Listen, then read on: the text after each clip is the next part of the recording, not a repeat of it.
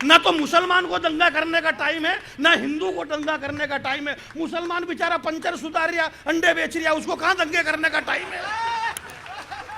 ना हिंदू को टाइम है, वो हिंदू बेचारा अपना काम कर रहा। 26 साल हो गए हिंदुओं को कवि सम्मेलन कराते कराते, ये क्या दंगा करेंगे यार? ये दंगे करने वाले दूसरे हैं। जल्दी से आइए मेरे भैया, बहुत बढ़िया। हमारे बीच में लायन सुरेश साहब मेरे बहुत पुराने मित्र हैं, काफी सालों से मेरी इनसे मित्रता है। जब इस पृथ्वी का निर्माण भी नहीं हुआ था, यह धरती जल के अंदर समा गई थी। आज से 17 लाख वर्ष पहले इस पृथ्वी पे डायनासोर भी नहीं थे। उस जमाने से मेरी पुरानी दोस्ती सुरेश लायन साहब से है। मैं प्रणाम करता हूँ। सारे लोग बहुत अच्छा आप काम कर रहे हैं। अभी हमारी कीर्ति दीदी कह रही थी, बोला हरिओम पंवार का नाम छपा है, बाकी किसी कवि का नाम नहीं छपा, और छोटा छोटा ही छाप देते। मैं दीदी आपकी तरफ हूँ, आप बिल्कुल चिंता ना करें। हरिओम पंवार जी का नाम इसलिए छपा क्योंकि इनका नाम है, इसलिए छपा। हमारा नाम इसलिए नहीं छपा क्योंकि हमारा नाम भले ही नहीं है, पर हमारा काम है। हम काम वाले लोग हैं।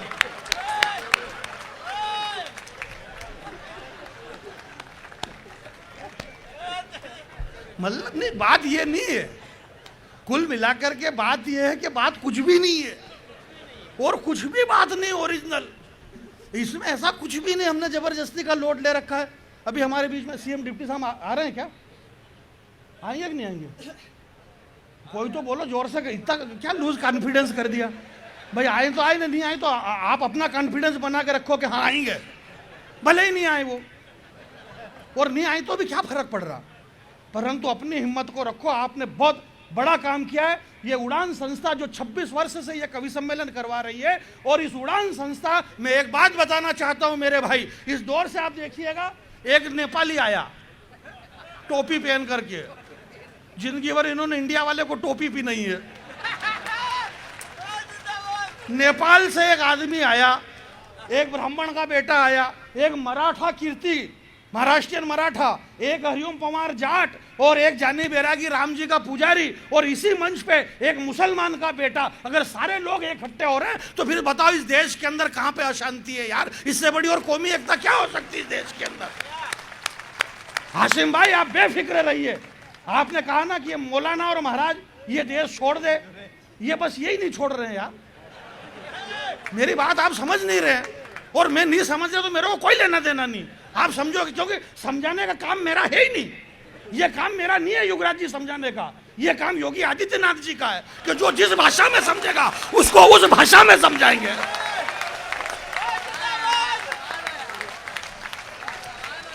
ये काम भाई जी सर। अरे वो सब ठीक है भाई साहब, शांति पकड़ो आप तो।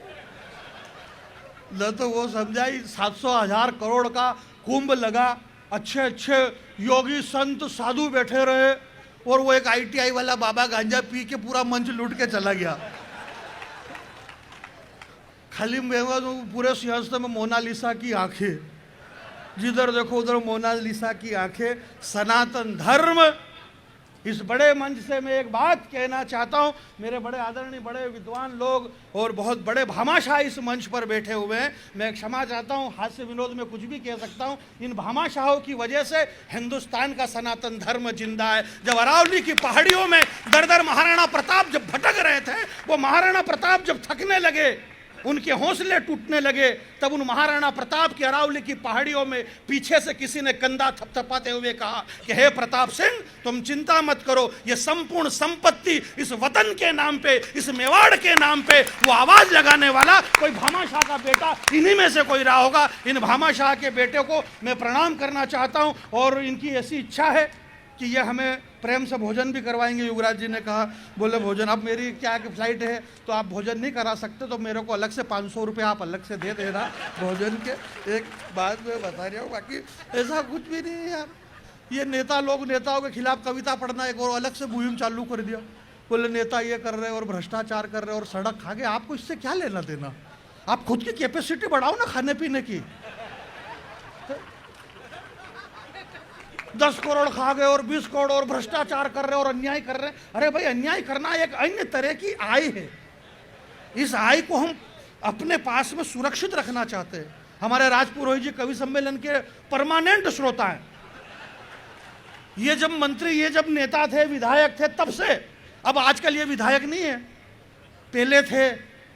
पहले इसलिए थे क्योंकि पहले इनके अंदर एक ऐसी विधा थी, वो विधा यकायक आती है और यकायक चली गई। अब चली गई तो नेपाली के पास में बैठे हुए हैं।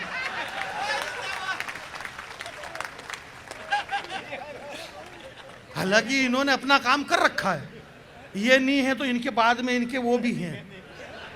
हमारे छोटे भाई, मेरे बहुत प्यारे दोस्त, वो पुरोहित जी यहाँ पर विराजमान है। एक कविता में आपके बीच में ये कह रहा था कि ऐसा कुछ भी नहीं है, नहीं आप आराम से बात करो, मेरे कोई दिक्कत नहीं, क्योंकि ये तो डिसीजन ले ही लिया गया आपकी बार पवार जी। ये डिसीजन हो गया उड़ान संस्था ने कि अगले वर्ष ये कवि सम्मेलन रंग का दिन और दूसरा दिन 2 दिन तक करेंगे। एक दिन कवि सम्मेलन रखेंगे और एक दिन सम्मान समारोह और ये आना जाना और ये रहेगा। तो ये जरूरी है, क्योंकि ये है तो ये कवि सम्मेलन है। अगर यही नहीं होता तो कवि सम्मेलन कहाँ से होता। इसलिए हमारे पास में धन का होना बहुत जरूरी, इन भामाशाहों का होना बहुत जरूरी। युवराज जी, आप उड़ान संस्था के लोगों, आप इन भामाशाहों को पकड़ पकड़ के मंच पे बिठाओ और ऐसे ही कवि सम्मेलन करवाओ। तो आप चिंता करने की जरूरत नहीं कि सनातन खतरे में, सनातन खतरे में नहीं है। सनातन बिल्कुल भी खतरे में नहीं हो सकता। अंदर की जो आप कह रहे हैं हाशिम भाई के बाबा और साधु और संत, इस दुनिया में अगर संत देखना है और सनातन की ताकत देखना है तो अंदर की आंखें खोलकर अंतस मन को देखो। अगर संत देखना है तो अंदर की आंखें खोलकर अंतस मन को देखो। सनातन की ताकत देखना है तो चलो एक बार वृंदावन को देखो। आपकी तालियां कमजोर है, दूसरी पंक्ति पढ़ता हूं। आसमान में हाथ उठे और पूरे विश्व को यह बताए, यह बंबई उड़ान मंच बताए कि सनातन की ताकत क्या होती है। अगर सनातन की ताकत देखना है तो चलो एक बार वृंदावन को देखो। वहां पूरी दुनिया का विज्ञान ये सोचकर शर्मिंदा है कि जिसके बगैर जिंदा ही नहीं रह सकते, वो प्रेमानंद जी बिना किडनी के कैसे जिंदा है। क्या बात है, क्या बात है। जिसके बगैर जिंदा ही नहीं रह सकते, वो प्रेमानंद जी बिना किडनी के कैसे जिंदा हैं। हमारे बीच में और मुख्य अतिथि जी का हमारे लाडले प्यारे सांसद अरविंद जी सावंत साहब हमारे बीच पधारे हैं, उनका हार्दिक स्वागत करता हूं। सांसद महोदय हमारे बीच में पधार चुके हैं। एक बार ये बंबई की जनता हमारे प्यारे लाडले को इतना, आदरणीय सांसद महोदय अरविंद जी सावंत साहब हमारे बीच में, हम हमारे सांसद को कितना प्यार करते हैं। एक बार पूरा सदन ताली बजा करके इस बात से अवगत कराए कि सांसद महोदय, आपको ये बंबई की जनता बहुत प्यार करती है और आप भी इस जनता से इसी तरह से प्यार करते रहो। ये बंबई की जनता अपने सांसद को कितना प्यार करती है, जरा ताली बजाइए। ये आपको इतना प्यार करती है और मेरा आपसे यह कहना है कि आप भी इनसे इतना ही करना, वरना फिर ये बिल्कुल प्यार करना बंद कर देती है। मैं प्रणाम करना चाहता हूं श्रद्धेय श्री बाला साहब ठाकरे की। कहीं पंच तत्व में कहीं वो आत्मा ऊपर से देखती रहेगी तो शायद उन्हें गर्व होता होगा कि मेरा एक अनुयायी आज देश की रक्षा के लिए इस हिंदी साहित्य के मंच पे, उड़ान के मंच पे हमारे सांसद महोदय विराजमान है। मैं आपको प्रणाम करता हूं, बहुत बहुत धन्यवाद। बाकी लेना देना कुछ भी नहीं है। जैसे कि आप टीवी खोलो तो ये जो चैनल वाले हैं, टीवी जैसे ही खोलो तो रूस और यूक्रेन का युद्ध, रूस धड़ाधड़ बम पे बम फेंक रहा, मिसाइल है, बम, बस धुआं ही धुआं। तो जब रूस के राष्ट्रपति को पता चला, पुतिन साहब को, तो उन्होंने उस चैनल वाले को बुलाया, बोले इधर आ। बोले कितने दिन से फेंक रहा ये बम। बोले तेरे को मालूम होना चाहिए कि मेरे खुद के पास अब खत्म हो चुके हैं ये, अब तो फेंकना बंद करिए। तो उस चैनल वाले ने कहा, बोले तुम्हारे पास खत्म हो गए, उससे मेरे को क्या लेना देना, मैं ये बम तब तक फेंकता रहूंगा जब तक आलिया भट्ट को सेकंड डिलीवरी नहीं होती है। मुझे भी मेरा काम चाहिए कि नहीं चाहिए। इसलिए सब अपने अपने काम में लगे हुए हैं और हमें अपना काम करते रहना है। और हमारा काम यही है कि कोई आपको सही के या गलत के, आप इस बात की चिंता मत करना। जो 26 वर्ष से ये हिंदी का कवि सम्मेलन करवा रहे हैं आप, हिंदी हमारी राष्ट्रभाषा ही नहीं है बल्कि हिंदी हमारी माँ भी है और आप हमारी माँ का अनुष्ठान करवा रहे हैं। इसलिए हम पूरी संस्था का, श्रद्धेय श्री हरिओम पवार जी की तरफ से हम संस्था का धन्यवाद ज्ञापित करते हैं। और इस तरह से हम हर रोज रात को हर संस्था का धन्यवाद ज्ञापित करते हैं, जो कि आपका भी करा। मैं आपके बीच में एक बात करूं, नहीं देखो क्या है कि सबका अपना अपना काम है। बहुत सारे लोगों ने कहा बोले अयोध्या में राम मंदिर बनाओ, बोले उससे क्या रोजी रोटी मिल जाएगी, राम मंदिर से क्या रोटी मिल जाएगी। मैं भी इस बात से सहमत हूं कि राम मंदिर के बनने से क्या रोटी मिलेगी, रोटी नहीं मिलेगी। परंतु जिसको रोटी की फिक्र है वो मंदिर के आगे कटोरा लेके बैठे, उसको रोटी मिलेगी।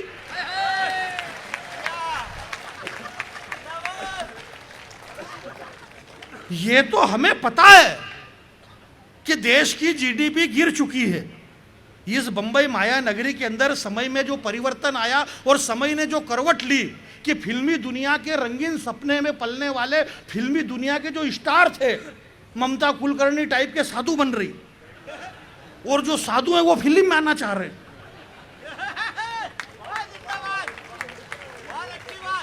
आप लोगों को ताली बजाना है और बीच में से कोई जाए ही नहीं। जो आ रहे हैं उनसे मेरा निवेदन है कि आ जाए और पीछे से कोई जाने की कोशिश ना करे। और जाना है तो आप एक एक करके जाना है। आप 5-5, 10-10 लोग एक एक साथ उठ के मत जाना। पढ़े लिखे लोग हैं। जनरल डायर ने जलियांवाले बाग के अंदर गोली कांड किया, सैकड़ों लोग मर गए, झुंड के झुंड। कौन कौन मरा उनके नाम भी मालूम नहीं है, परंतु भगत सिंह, सुखदेव, चंद्रशेखर आजाद ये सब एक एक करके गए। पूरा देश उनको आज भी पूज रहा है। आपको जाना है आप एक एक करके जाइए। आप 10-10, 20-20 एक एक साथ उठ करके मत जाना। मैं ये कह रहा था आपके बीच में कि अब लगभग माहौल पूरा शांत हो। जिसको आना था वो आ गए हैं, जिसको जाना है वो चले गए हैं। धीरे धीरे आना जाना का जो क्रम है वो अब हिंदुस्तान में ख़त्म हो चुका है। भाजपा वाले को जितने को, कांग्रेस वाले को भाजपा में आना था वो आ चुके हैं। अब उधर ही कोई नहीं बचे है। इन भाजपा वाले को राहुल गांधी जी को धन्यवाद देना चाहिए कि आपका बहुत बहुत धन्यवाद। वरना मान लो जिस दिन राहुल जी भी कह देंगे कि मैं भी भाजपा में आऊँ, अगला आदमी इतनी मेहनत कर रहा है, इतनी मेहनत कर रहा है। 4000 किलोमीटर की यात्रा भारत जोड़ो आंदोलन अगले ने निकाला। क्या बात कर रहे हैं आप यार। कन्याकुमारी से लेके कश्मीर तक 4000 किलोमीटर सुबह में 4 बजे उठ करके एक टी शर्ट में दौड़ रहा है और दौड़ दौड़ करके देश जोड़ रहा है। भारत जोड़ो यात्रा। बस दिक्कत यह है कि वो टूटा किधर से और जोड़ किधर से रहे। सुबह 4 बजे उठ के दौड़ रहा अगला आदमी। अच्छा दौड़ सकता है क्योंकि उनकी उम्र है दौड़ने की। ये बात मोदी जी को पता चली कि ये क्या हो रहा है। बोले भारत जोड़ा जा रहा है। बोले कैसे जोड़ा जा रहा है। बोले दौड़ दौड़ के जोड़ा जा रहा है। अब मोदी जी की उम्र हो गई, वो इस उम्र में दौड़ भी नहीं सकते हैं। तो बोले क्या किया जाए। बोले दुनिया में सबसे ज्यादा तेज कौन दौड़ते हैं। बोले चीते। बोले लाओ अफ्रीका के जंगल से चीते। 22 चीते लाए। 22 दिन तक चीते दौड़े। दिन रात चैनल वाले ने चीते दौड़ाए। अफ्रीका के जंगल से 22 चीते लाए गए। ये 22 चीते अफ्रीका के जंगल से आए हैं। चीते इतने दौड़े कि चीते की ईमानदारी थी कि वो टेलीविजन से बाहर नहीं कूदे। खूब दौड़ा है। चल रहा है भैया, सब अपना अपना काम कर रहे हैं। ये तो सबको पता है। मैं मेरा समय कम देता हूँ, कम करता हूँ, इसलिए कम करता हूँ कि आप विद्वान लोग हैं। एक बात मेरी ध्यान से सुनना। पूरा रामचरितमानस पढ़ लेना, वाल्मीकि रामायण पढ़ लेना, कंब रामायण पढ़ना, आनंद रामायण पढ़ना, भागवत पढ़ लेना, सारे शास्त्र पढ़ लेना। जब लक्ष्मण को शक्ति लगी तो हनुमान जी संजीवनी बूटी लेकर के आए। लक्ष्मण जी ठीक हो गए, मेघनाथ को मारा, राम जी राजा बन गए, सब कुछ ठीक ठाक हो गया। पूरी रामायण में ये कहीं भी लिखा हुआ नहीं है कि लक्ष्मण जी ने ठीक होने के बाद हनुमान जी से ये कहा कि तुम्हारा बहुत बहुत धन्यवाद। इसलिए उड़ान संस्था के लोगों, आप इस बात की चिंता मत करना कि कोई आपको धन्यवाद दे या न दे। आप आपका काम सतत जारी रखना। हनुमान जी को कोई धन्यवाद दे या न दे, हनुमान जी आज भी अपना काम जिंदा रखे हैं। अष्ट सिद्धि नवनिधि के दाता वो अपना काम कर रहे हैं। इसलिए आप इस लोक संस्कृति को जिंदा रखना। ये जो होली का त्योहार हमारे यहाँ आसिम भाई क्यों मनाया जाता है, ये होली का त्योहार, ये दीपावली का त्योहार, ये सारे त्योहार पवार जी इसलिए मनाए जाते हैं क्योंकि इन त्योहारों की वजह से हम सब एक हो जाते हैं। और क्या बात नहीं, हम सब एक हो जाते हैं और फिर एक होके क्या करते हैं, हम एक होके फिर त्योहार मनाते हैं।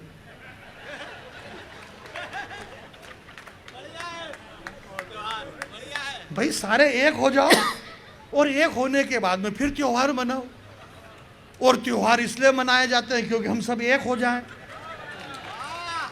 और एक हम हो ही नहीं रहे, क्योंकि हमारे राष्ट्रपिता महात्मा गांधी जी ने बहुत साल पहले, हाशिम भाई, ये बात कह दी थी। क्या कही थी? शायद आपको पता नहीं है, आपको इसलिए पता नहीं है क्योंकि ये बात जब गांधी जी ने कही थी तो बहुत पुरानी हो गई। अब ये मेरे को पता है। गांधी जी ने कहा था कि हिंदू, मुस्लिम, सिख, ईसाई आपस में भाई भाई। तो बिल्कुल 100% सही बात है। मुसलमान मुसलमान का भाई, हिंदू हिंदू का भाई, आपस में एक दूसरे के भाई हैं वो। ये बात आज चरितार्थ हो रही है। अभी वहाँ हमारे राजस्थान मेवात के एक एरिया में आग लगी, पटरियों पे सिलेंडर रखे जाते हैं, गैस सिलेंडर रखे जा रहे हैं। तो मेरा ये मानना है कि ये देश में जो आग लगा रहे हैं, ये जो देश में आग लगती है, तो ये आग कौन लगा रहा है? सवाल यह खड़ा हो रहा है। मैं देश के बड़े कवि श्रद्धेय हरिओम पंवार जी की उपस्थिति में एक बात कहना चाहता हूं। सवाल यह खड़ा हो रहा है कि यह सवाल अब बैठने का नाम नहीं ले रहा है। नहीं बैठने कैसे का कि ये आग कौन लगा रहे। जब हमसे पूछा गया कि आग किसने लगाई, तो हमने कह दिया कि हम सुबह में प्रभात फेरी में जाने वाले, हम जैन, हम मुंह पे उत्पत्ति बांध करके हमारे पांव से चींटी भी नहीं मरे तो क्या हम आग लगाएंगे, दंगे करवाएंगे? बोले नहीं करवाएंगे। मुसलमान भाई से कहा, उन्होंने कहा कि जब भगवान भास्कर उदय होते हैं उस वक्त हम फजर की पहली नमाज करते हैं। फजर, जोहर, असर, मगरिब, ईशा, पांचों वक्त की नमाज करने वाला मुसलमान जब वजू करता है तो वजू करते वक्त पानी की 2 बूंद भी जमीन पे नहीं गिरने देता। जो इस्लाम कहता है कि अगर तुम पानी की बूंद भी जमीन पे गिराते हो तो इस्लाम की नजर में गुनहगार हो। जो इस्लाम पानी बहाने की अनुमति नहीं देता है, क्या वो खून बहाने की अनुमति देता है? बिल्कुल नहीं देता। तो फिर इन्होंने भी ऐसा नहीं करा, हमने भी नहीं करा। तो फिर मेरे को ये बताओ कि ये आग फिर लगाई किसने? आप भी बहुत अच्छे। इस कवि सम्मेलन को जरा कवि सम्मेलन बनाना। आप भी बहुत अच्छे हैं, हम भी बहुत अच्छे हैं, आप भी बहुत अच्छे हैं। ये खाली कविता की लाइन में आपके लिए नहीं कह रहा हूं। तो अब यार युवराज जी समझे कि यार मेरे लिए तो मैं तो इस उम्र में क्या कर सकता हूं। इस उम्र में इनके पास में मैसेज ही आते हैं, जैसे कीर्ति दीदी ने बताया, ऐसे प्यार मोहब्बत के। और ये भी कह रही थी कि इस उम्र में इनके पास में प्यार मोहब्बत के मैसेज। अब इनको कौन बताए कि इस उम्र में बस आप खाली प्यार ही कर सकते हैं। ये उम्र प्यार के अलावा और कुछ कर ही नहीं सकती है। तो मैं ये कह रहा था कि आप भी बहुत अच्छे हैं, हम भी बहुत अच्छे हैं। और जब हम सब अच्छे हैं तो फिर ये बताओ, ये आग लगाने वाले किसके बच्चे हैं? आपकी तालियां कमजोर है मेरे भाई। इस देश में ये आग कौन लगा रहा है? अखबार के लोग यहां पर बैठे हुए हैं। ये हमें पता है कि देश की जीडीपी गिर चुकी है। मेरी माता बहनें बैठी है प्रसूति गृह के अंदर। इन कवियों का किसी भी राजनीतिक पार्टी से कोई लेना देना नहीं, इन्हें किसी भी पार्टी से इनका कोई लेना देना नहीं। पार्टी का इनसे लेना देना है, इनका उनसे नहीं है। पार्टी का इनसे है तो फिर इनका उनसे हो गया, तो फिर धीरे धीरे हो गया एक दूसरे का लेना देना। और इसी तरह से लेना देना चल रहा। तो कवि कह रहे हैं कि नेता लोग भ्रष्टाचार कर रहे हैं। ये 10 करोड़ खा गए, 20 करोड़ खा गए। जो खाएगा वो जिएगा, जो नहीं खाएगा वो मर जाएगा। इस देश से नेताजी सुभाष चंद्र बोस चले गए, भगत सिंह चले गए, सुखदेव चले गए, चंद्रशेखर आजाद चले गए, राष्ट्रपिता गांधी जी चले गए। ये क्यों चले गए? क्योंकि इन्होंने कुछ भी नहीं खाया, इसलिए वो चले गए। इस देश में लालू यादव जिंदा, सुरेश कलमाड़ी जिंदा, ए राजा जिंदा, कन्नी मोदी जिंदा, केजरीवाल जिंदा। ये क्यों जिंदा है? क्योंकि इन्होंने खाया है। जो खाएगा वो जिएगा, जो नहीं खाएगा वो मर जाएगा। इसलिए आप खाइए, कोई टेंशन नहीं है। इस हिंदुस्तान की संपत्ति को हम नहीं खाएंगे तो कौन खाएगा? क्या अमेरिका से आएगा खाने वाला? इसलिए आप खाइए, कोई दिक्कत नहीं। लड़ाई झगड़े हो रहे हिंदू मुसलमान के, होने दो, कोई दिक्कत नहीं। कौन लड़ता है? लड़ता कौन है? जो जिंदा है। जो मर गया वो नहीं लड़ सकता है। इसलिए आप लड़ो, कोई दिक्कत नहीं। इस देश में सब चल रहा है मेरे भाई। ये तो हमें पता है, मुझे विदा करना, ये तो हमें पता है कि देश की जीडीपी गिर चुकी है। फिर भी हमारे वजीर का जिंदा जमीर मिला, 370 हटी। सपने में सोच भी नहीं सकते थे। मैंने आपसे फिर कहा मेरे भाई कि इन कवियों का किसी पार्टी से कोई लेना देना नहीं है। ये मेरी माता बहन है। सिर्फ बात इतनी है कि प्रसूति गृह के अंदर मेडिकल साइंस कहता है कि जब एक महिला माँ बनती है तो उसका जो दर्द होता है, उसके दर्द में उसकी मृत्यु होने की संभावना होती है, परंतु प्रसूति गृह में कोई भी महिला कभी मृत्यु नहीं प्राप्त करती। क्यों? कि उस दर्द से ज़्यादा उसे इस बात का सुख हो रहा है कि वो माँ बनने वाली होती है। एक सुख है। ये मत सोचो कि कितने नुकसान में हैं, ये देखो कि कितने फायदे में हैं। यार आजकल ये अल कायदा वाले कितने कायदे में हैं। बहुत अच्छा। ये देखो कि अल कायदा वाले कितने कायदे में हैं। हर 10-20 दिन में बम फटते थे। जयपुर में बम फटते थे, बेंगलोर में बम फटे, बंबई में लोकल ट्रेन में बम फटे। हमारे श्याम जी चले गए उस बम विस्फोट में। आजकल बम खुद बेरोजगार हो गए, बम फटना भूल गए बेचारे। बम से कहो कि फट तो वो फट ही नहीं सकता। बम की फटने की आवाज खत्म हो गई। तब मैं आपके बीच में ये कह रहा हूं कि ये तो सबको पता है कि देश की जीडीपी गिर चुकी है, फिर भी हमारे वजीर का जिंदा जमीर मिला, 370 हटी, नकटों की नाक कटी, मुस्कुराता हुआ कश्मीर मिला। डीजल, आपकी तालियां हरिओम पवार जी के लिए खड़ी हो आसमान में, सुनिएगा कि डीजल, पेट्रोल, गैस के बढ़े हुए दाम मिले, बदले में बरसों बाद अवध में लखन सिया सहित राम मिले। लखन सिया